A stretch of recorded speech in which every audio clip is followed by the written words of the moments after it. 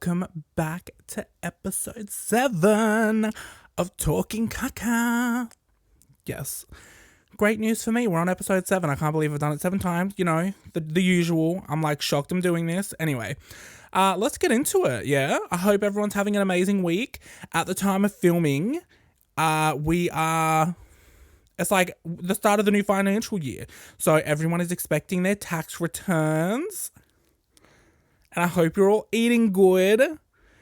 Yeah, I mean, I lodged my tax return straight away. And it's so funny because I ended up seeing a video on TikTok.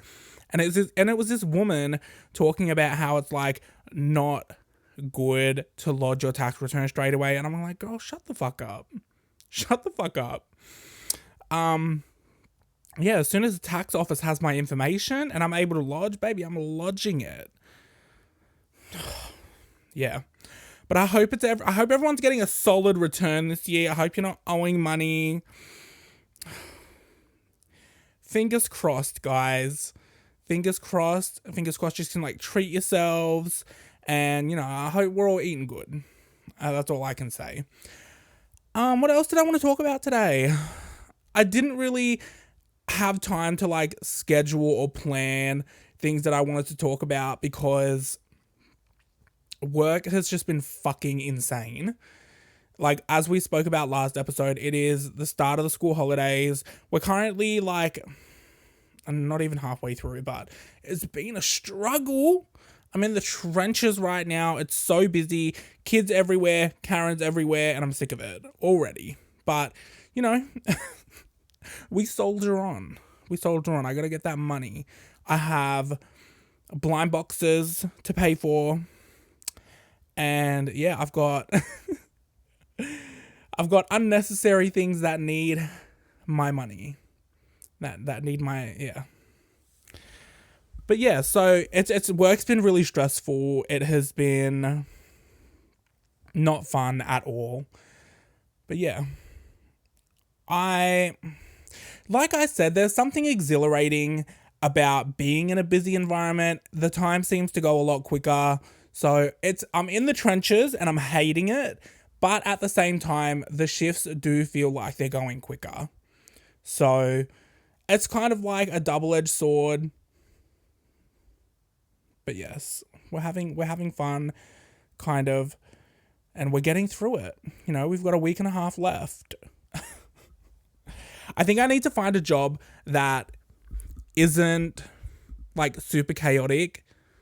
Like yes, my arcade is super, super boring, but when it gets to them school holidays, man, I'm reminded of like how fucking chaotic this place can really be, like the potential that it has.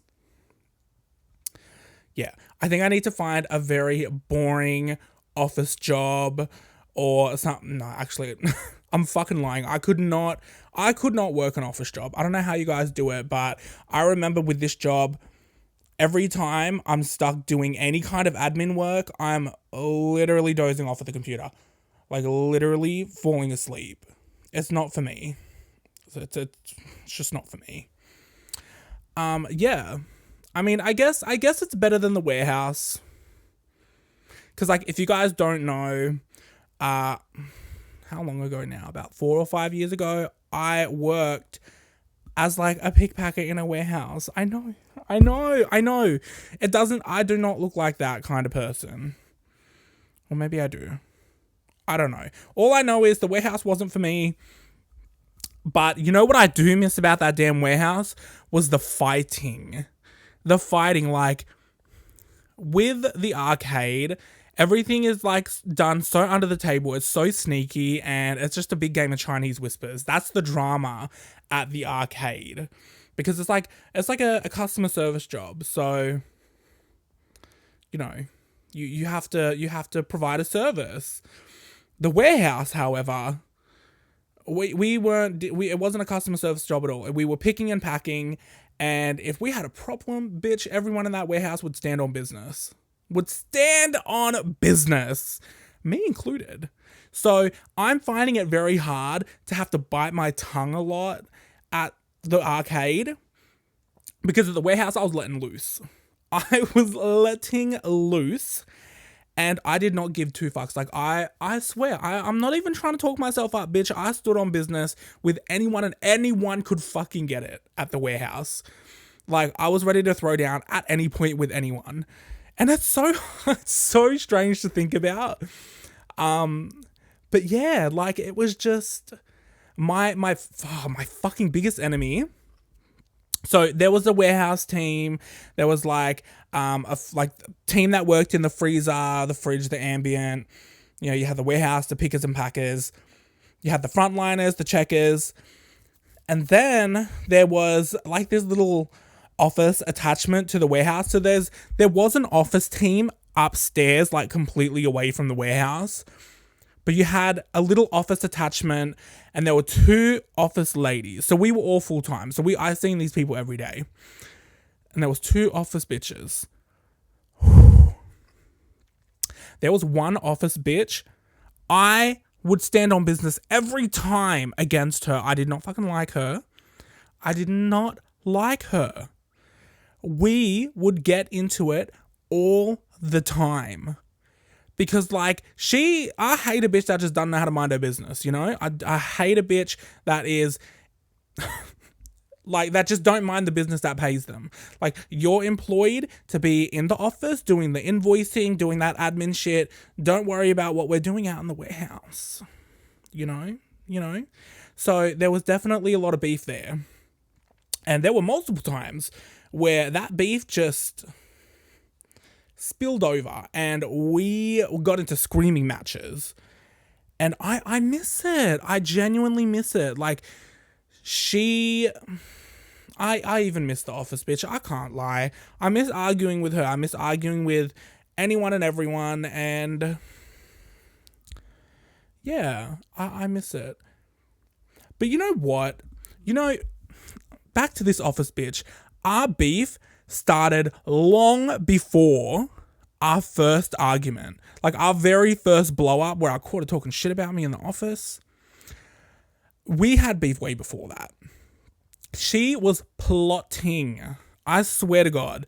Because with our warehouse, there was vending machines. And so it was like a drink one, a food one. They were both owned by the same guy. And this guy would come in weekly to fill up, right? And I never thought anything was weird about him. I didn't think he was like, I didn't get any weird vibes.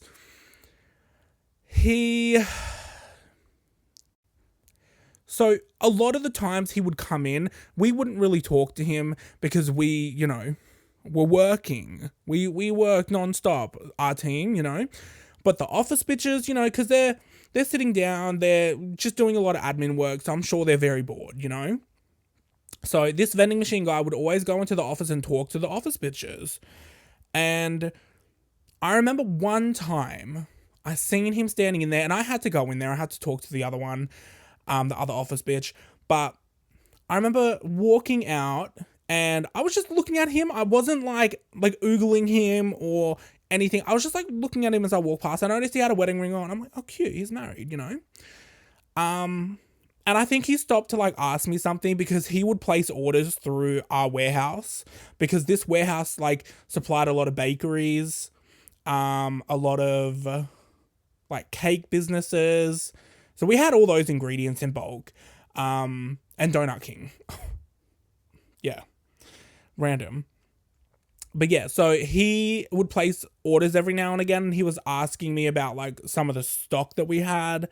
I don't know, but he stopped to talk to me, and that's when I was like observing him, and I'm like, oh, he's got a wedding ring, that's nice, I walk out, I come back in a few hours later, and I'm having a chat with the other office bitch, not the one that I'm beefing with. And she's like, yeah, like, I'm not saying names. The other office bitch was telling the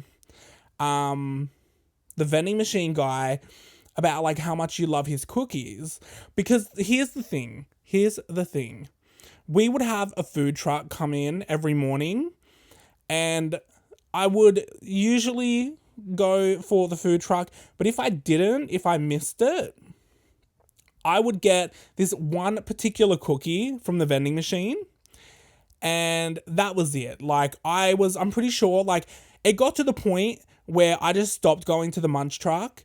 like the food truck, and I would just get a cookie for like my break every day.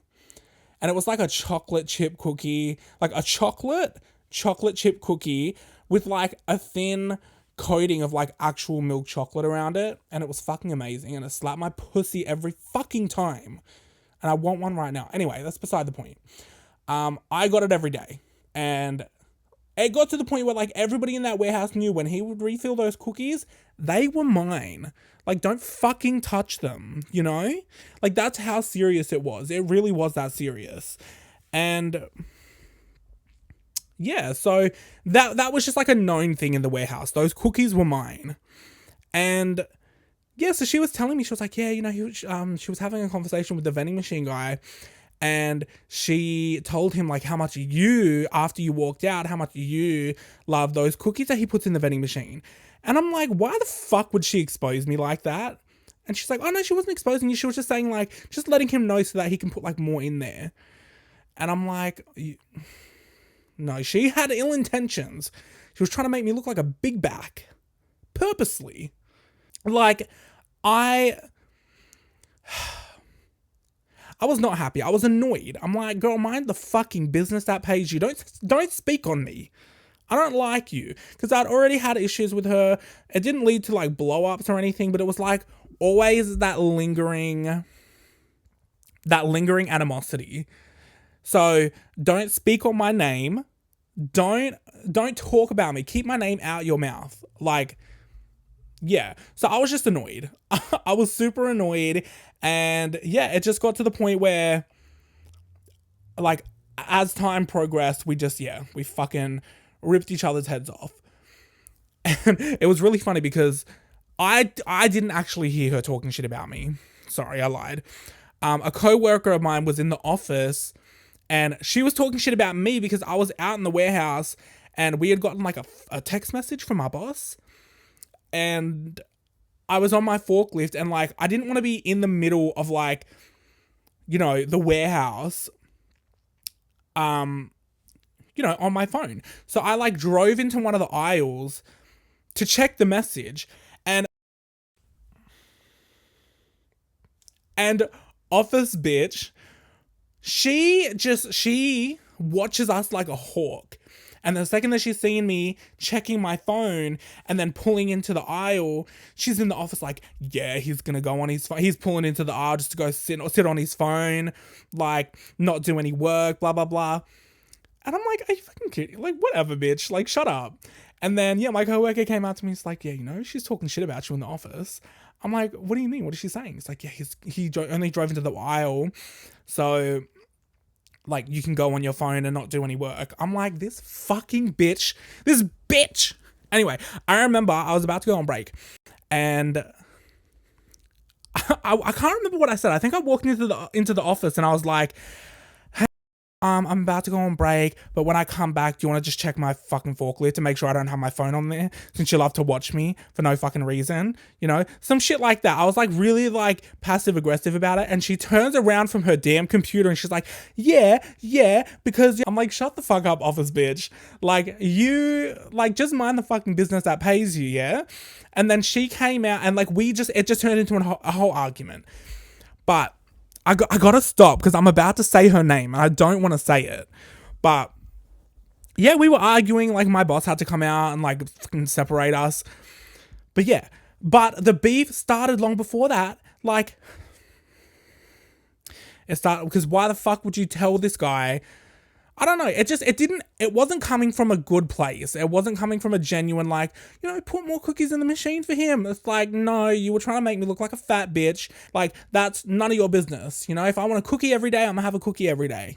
Just mind a business that pays you. Period. Anyway, the whole point of this fucking story was, yes, she went and opened a big trap mouth to him, and it was about a week or two later. I'm at home. I've completely forgot about this whole thing that's been happening. And I'm on my phone and look, I decided to open up Grindr. As you do. But yeah, I decided to open up Grindr and like, After like a few minutes of scrolling on the app, I get a message. And it's, hey, just filled up the cookies, with like a winky face and a cookie emoji. And at the time it hadn't clicked to me. I'm like, what do you mean you just filled up the cookies? Anyway. Yeah, so I'm like, what are you talking about? And he's like, in the vending machine, winky face. And I'm like, oh, what? So now this guy not only thinks I'm a fucking big back, but he also is like, I don't know why he felt the need to message me on Grindr, but yeah. And I left him on red. And I didn't speak to him for a little bit. And then he messaged me back and he's like, yeah, if you ever run out of cookies, you can just shoot me a message on here. And I'm like, what? What are you talking? Oh my God. I was so confused. And I said to him, like, yeah, no, I'm good. Like, just fill them up whenever you're filling them up. Like, it's really not that fucking deep if the cookies are out. If the cookies are out, I can cut back on a few cookies a week. You know what I'm saying? It's not that big of a deal. I'm not going to shoot you a message on Grindr, a hookup app, to let you know that the cookies are out of stock in the vending machine. I wasn't doing it. And then, like, it wasn't like persistent messaging, but every now and again he would try and message me and he'd be like, is there any cookies left in the vending machine? Like, just shut the fuck up. Like, aren't you married? I seen the wedding band on your finger. Aren't you married? Get out my damn inbox, bro. What are you doing? And like, from that point on, I did not want to see him. I didn't want to see him. He made it awkward. Like, I had to avoid him every time. Like, every time I would see like the van. It was a very specific van. It had like whatever logo company that he worked for. It had the logo on it, and we had our like roller doors up all the time. So I would always see the van. Bitch, when I seen that, I would run the other direction. And this is a big warehouse. I would go the other direction and just hide until he's gone. And he would take his sweet ass time filling up the vending machine. And I'm like having to hide in the fucking fridge, and it's like cold. I don't have a jacket. Oh my God. Like,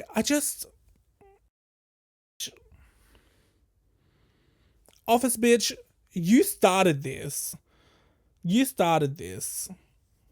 Why? Because I'd been working at this warehouse for years at this point. And like, he's been filling up them vending machines for years at this point. So why a week or two after office bitch opened her fucking trap mouth that I'm getting messages now about them damn cookies? Anytime he would message me, his opening line, his conversation starter would be something to do with them damn cookies in the vending machine.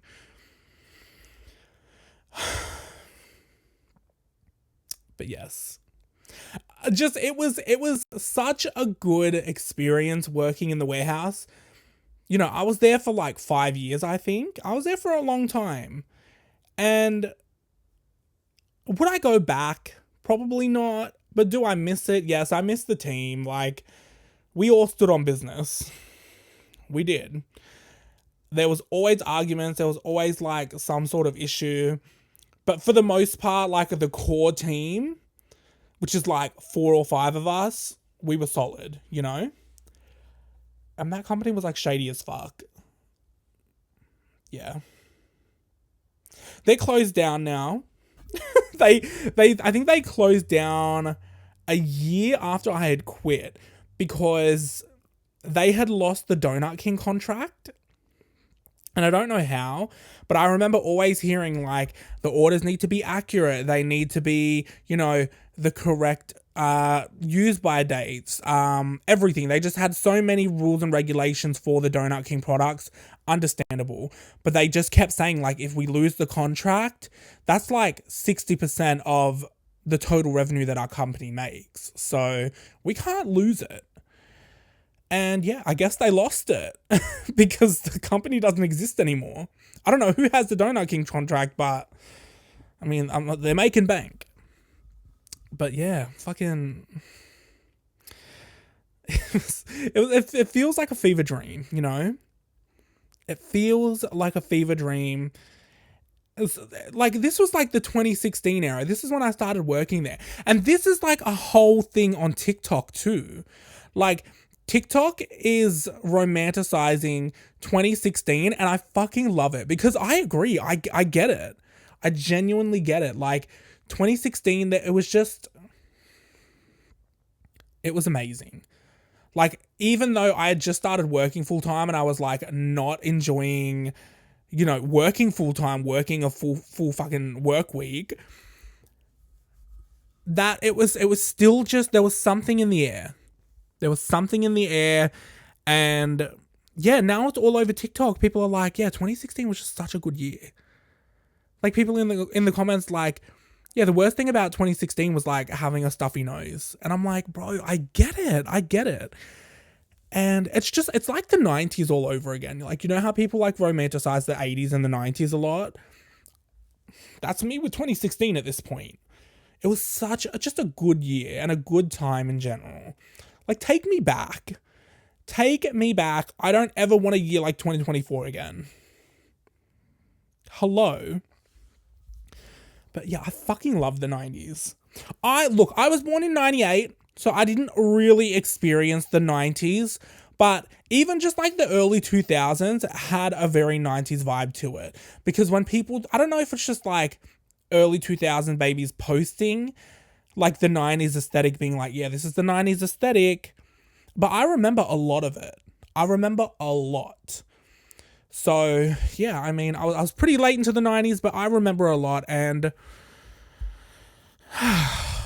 take me back is all I can say. And, like, a lot of the 90s trends are kind of coming back, and it's not hitting the same. It's not hitting the same. I think we just have to live with that nostalgia. But yeah. Speaking of back in the day, oh my God.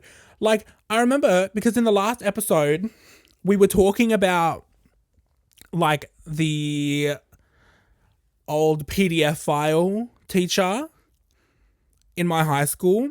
And that just brought me back. Like, when I was rewatching it, I'm like, fucking high school, man. It was such a random, weird time in my life, especially. But do you motherfuckers remember this? This is a PSA. Who the fuck was behind them damn gossip pages on Facebook? Who was behind them? Show your fucking selves right now. Right now. That shit was fucking crazy. That shit was insane. And like, there was multiple. Throughout my time in high school, there were so many gossip pages, and it got to the point where I'm pretty sure they would announce it at like the assemblies and stuff. Or it was brought up in school by like a couple of the teachers. They're like talking about it. And like, I remember I got posted once. And it was so generic, like, Carlu Davis is gay, but he just doesn't, like, admit it. Like, girl, shut the fuck up. And I'm pretty sure they only posted that because I had posted a status on Facebook, like, these fucking gossip pages are a joke. Like, you look stupid. And that narrows it down to who was running this page. Because, I obviously had to have this person as a friend to have seen, for them to have seen me talking shit about the gossip page and then posting me on the gossip page. I have some ideas. But yeah, like, you all need to stand up and admit that it was you. And to admit that it was you, and yeah. And like, I remember a lot of the times they would be like asking for submissions of like gossip. And some of them were honestly pretty fucking unhinged. And it was really hard to know, like, what was true and what was just like a rumor that, like, someone wanted to stir the pot a little bit. But that was the talk of the town. the talk of the town in high school.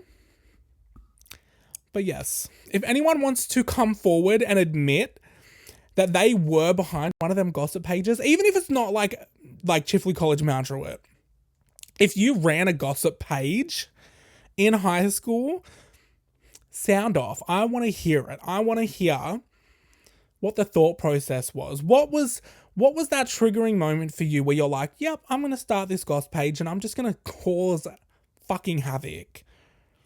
Because I want to know. I want to know.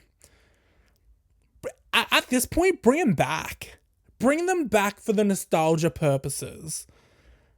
Like, No, don't bring them back. There's already enough bullying going on. Just keep it as nostalgia. Yeah, wow.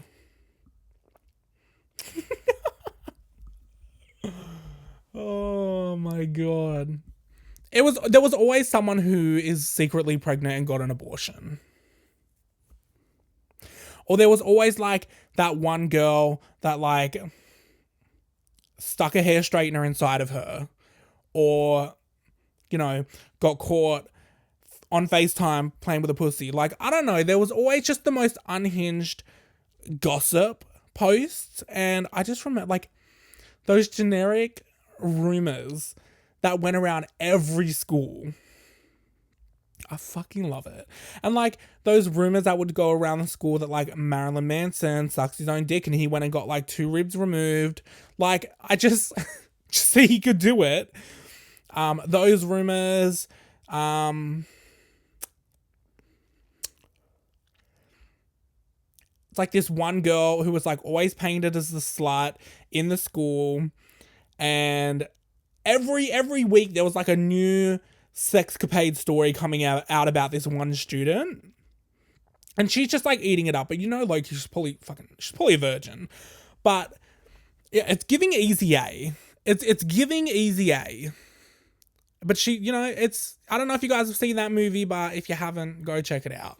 It's like a very Americanized version of what happens in Australian public schools, and I love it. I eat it up every time. But yeah, like, I remember in school we had certain blocks. So there would be like Emmett block, Dawson block, King block, Lethbridge block.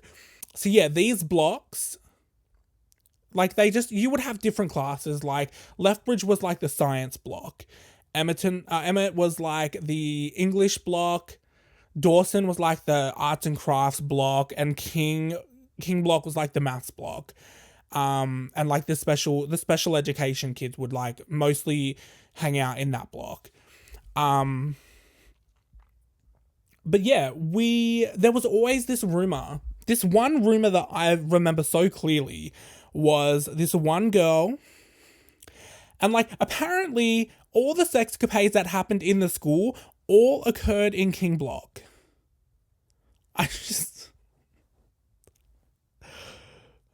Oh my god. And there was like this one girl that, you know, she was always either caught sucking dick in there, or she was caught fucking in there. I don't know, but it was always this one girl, and every single week there was like a new rumor about her in K block doing some crazy shit.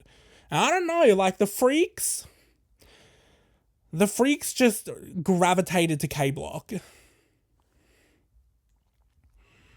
I love it. I miss it. And yeah, like, take me back. Take me back. But yeah. What else did I want to talk about? How do I even top that? I guess, you know what? Speaking of like back in the days, me and my brother's fiance are actually going to be reliving some 90s or like early 2000s mostly in about a few months. We are going to see Anastasia. Now, if you don't know who Anastasia is, what are you doing? What are you doing? Anastasia, we booked meet and greet tickets. Yeah. And I completely forgot we booked these tickets. But yeah, meet and greet. We're going to go meet Anastasia. Now, look, even if you don't know who Anastasia is and you don't listen to her music, there are 2 songs that I know you guys have heard. Like, if your mum was really like with the shit, she was listening to Left Outside Alone, which was a fucking banger, by the way. And if it doesn't sound familiar, you need to go and listen to it. I'm Out of Love. Yeah. But yeah, like, there is so many good Anastasia songs, and they're just fucking iconic. So you really just go look them up. Get out of this video for now. Go look it up. I know you know them. I know you do. But yes, so we're going to see her. We got front row and VIP meet and greet tickets. I'm excited. Like, she made the ombre glasses the iconic status that they have today from like the 90s. Like, when you think of the 90s, you think of like those little ombre glasses. And like that's Anastasia all over. Like the iconic ombre glasses, the bandana, the leather, the burgundy, the brown, like the prints, like that is Anastasia all over. And that as well just throws me back, you know? And I'm so fucking excited. Like, I'm meeting up with my brother's fiance tomorrow, and we're gonna go through like a whole, like, we need to buy new fits. I'm not rocking up and meeting Anastasia without wearing a bandana and some ombre glasses and burgundy. Like, I'm not doing it. If we paid for meet and greet, we're going to give her exactly the kind of energy that she's given us all these years. And it's going to be amazing. It's going to be a great time. And yeah, so I'm not 100% sure, because I know, like, for females, you know, obviously, because Anastasia is a female, you know, you can take a lot of inspiration from her. And I feel like there's just so many more options for female clothing. Like, you have so many more options to be more creative and, you know, really eat that outfit up and eat the vibe up. Whatever the assignment is, it's so much easier to understand it as a woman because there's so many options. Now, with men, you have to get really, really creative because, like, the options are so boring. They're so bland. Like, you really got to be creative. And so, yeah, that's requiring, like, a whole brainstorming session tomorrow so we can just, like, go through everything, suss out the vibe, suss out, like, you know, the theme, the colors, everything, all of that. We're just going to suss it out and see how we go. But I'm so excited. I'm ready to eat this fit up. I'm ready to stand front row and sing my fucking heart out. Because if I'm not eating this outfit up, I'm going to be left outside alone. Basically. Like, I will not step in there not channeling my inner Anastasia. So, yeah, we're really gonna try our best tomorrow. So I know I mentioned in the last episode that I didn't really want to write to a pen pal because, you know, it's very weird, and like, guys were talking about how they got scammed and how they were love bombed, and it really just kind of spooked me. But I don't know. I think it would be fun. It would be fun for the plot.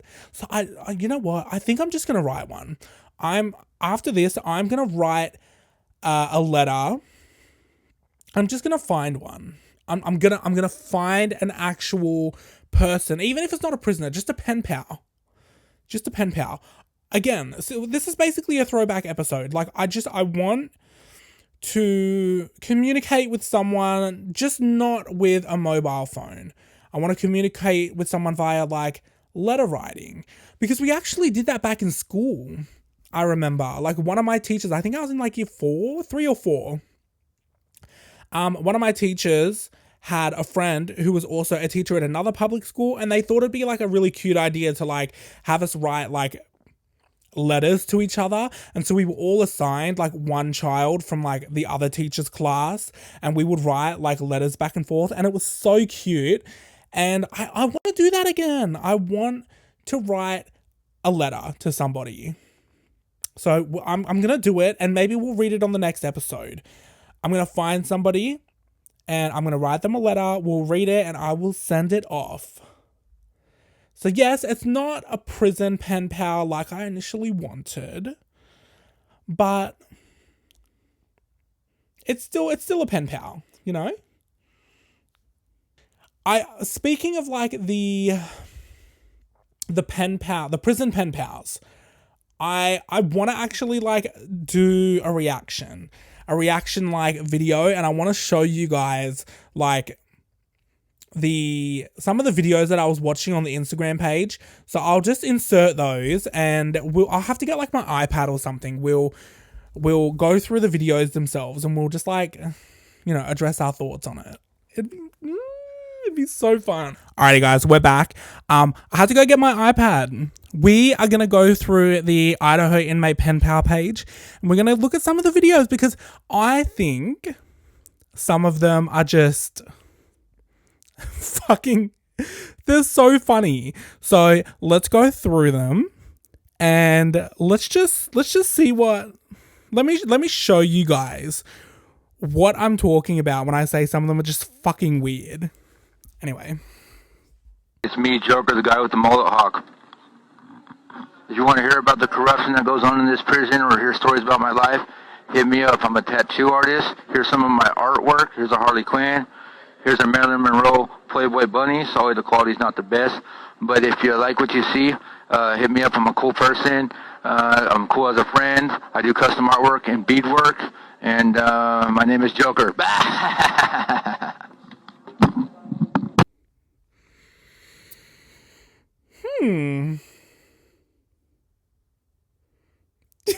The comments are crazy. He definitely did whatever he's in there for. I don't know how to describe it, but keep him in jail. Hey, you right there? Stop. You cannot fix him.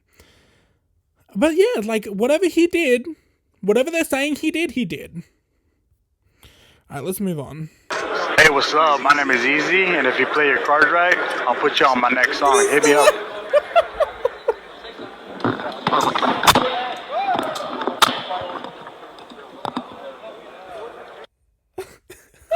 Hey, what's up? My name is Easy, and if you play your cards right, I'll put you on my next song. Hit me up. You know what? I would be on his next song. I forgot how handsome he was. I'll be on your song, baby. I'll play my cards right. We'll see how we go. Ladies, ladies, ladies. There's a new bounty hunter in town. You ever felt wanted? Let me make you feel wanted. I'll make you feel special. Blow you some late night kisses. Give you some attention when you need it. Don't be shy. Talk to me. I talk back.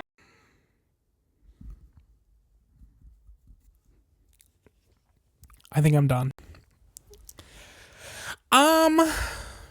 Yeah. So they're the options that I'm working with.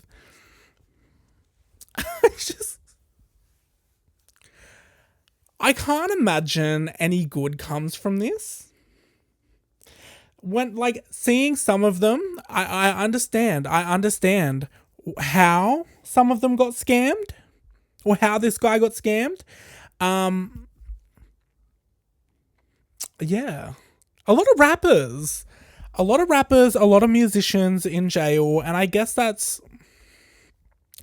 you've got nothing but time to write. But like put that effort into poetry. Put it into poetry, put it into anything else but rapping. I don't know. But that first guy, I would love to be in his song. I would love to be in his song. I will have to play my cards right. Like imagine I get writing credits for one of his songs. You know, we talk on the phone, we start, writing these lyrics out together, and he goes and hits them notes, in whatever studio they have. In prison. Man, I don't know. But yeah, I mean, look, I'm not going to write to a prison pen pal, but I do want to write to a pen pal. But I also need to look up like what you even say to like start off a conversation with a pen pal. I'm assuming it would be something like, hey, like my name's Carlo, like I'm 27, I live in Sydney, the basics, I love long walks on the beach, like, you know, like where did that even come from? Because like it's such a cliche thing to say, but like where did that come from? I don't know. I don't fucking know. But like, you know, I don't know what else I would really talk about as like an opening statement. Yeah. I'm gonna have to look it up. Like, what would I talk about? I do a podcast. Would you like to be featured on the podcast? Oh my god! Imagine if I was talking to a prison pen mate or like a pen pal. Imagine if I fucking did an episode at the prison. That'd be fucking iconic.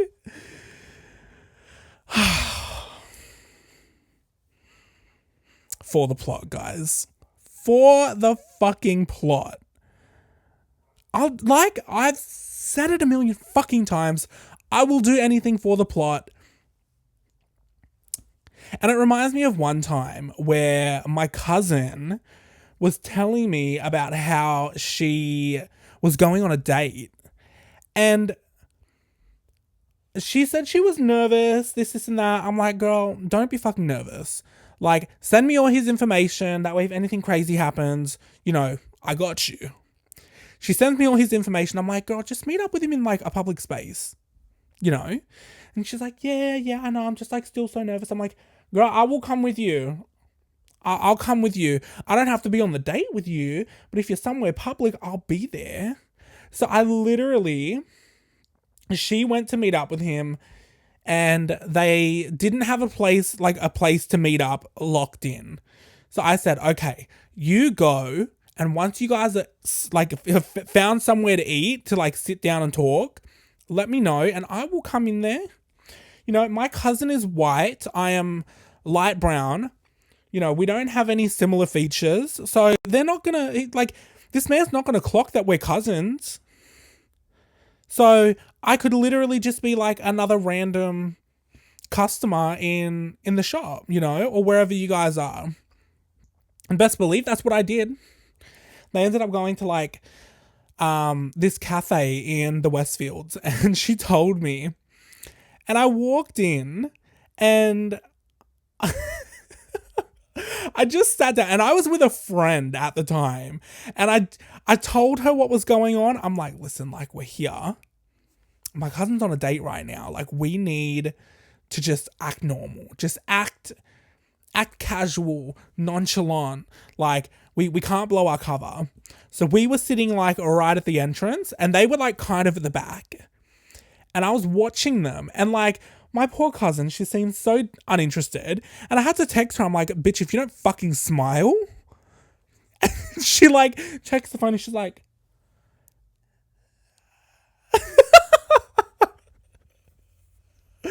oh my God. Like I literally was just there watching her for the whole date.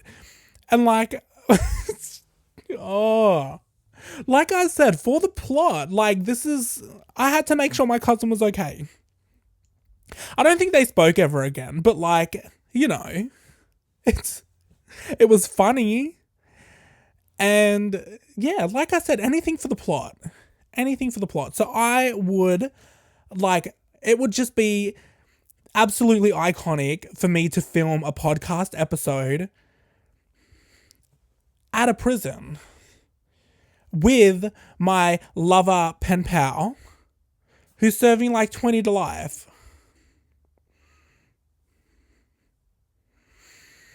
I'm going to have to add that to the bucket list. I'm going to have to add it to the bucket list. Yeah, I mean, look, first I've got to look up how to even start a pen pal note because we are reading it on the next episode. I need to find a pen pal first of all, and then I need to find out what the fuck I should be putting in my very first pen pal letter. So we'll see how it goes. Keep your fingers crossed, keep your pussies crossed that I find like a worthy candidate. But yeah. Okay, alright guys. I think this is the end of the episode. I'm ready for bed.